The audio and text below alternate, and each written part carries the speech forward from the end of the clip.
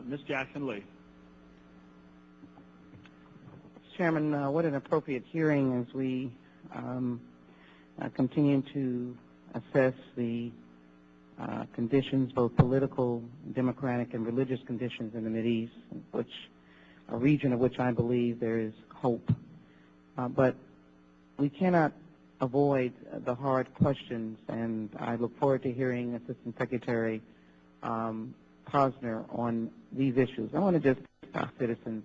The government of Iran's most overt display of disregard for political rights happened in the presidential elections on June 12, 2009.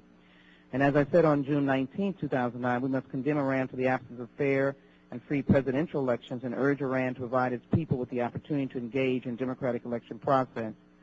All of that contributes to the respect for individual rights. And we have seen repression and murder, arbitrary arrests, show trials of peaceful dissidents in the wake of elections was a sad reminder. Right now, Americans are being detained in Iran, which again emphasizes the lack of respect for human rights.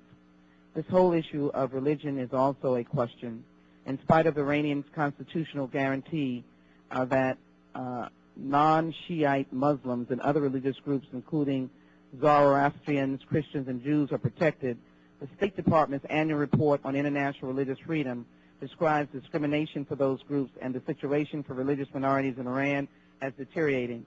I might be more forceful and say non-existent.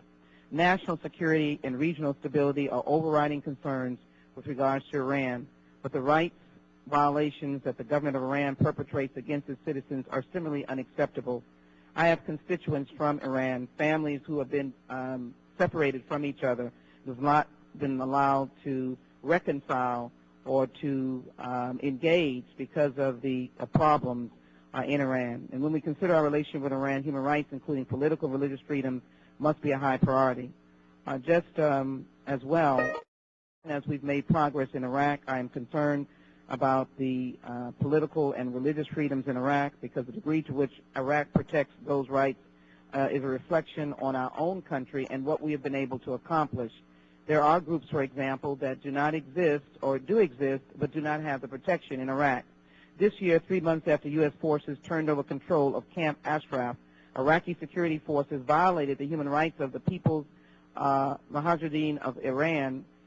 Camp Ashraf detains over 3,400 exiled Iranian political dissidents or members of the PMOL, including over 1,000 women. Detaining is one we disagree with, but the oppression and violence is one that we cannot tolerate. The PMOI opposes the current Iranian regime, and for their political beliefs, they've been exiled from Iran and sequestered in a Camp Ashraf. Several women detained at this camp have reported acts of intimidation and threats of physical and sexual violence by members of the Iraqi security forces. I would only suggest that as we begin to highlight this question, we have to stand as well for the respect of all faiths.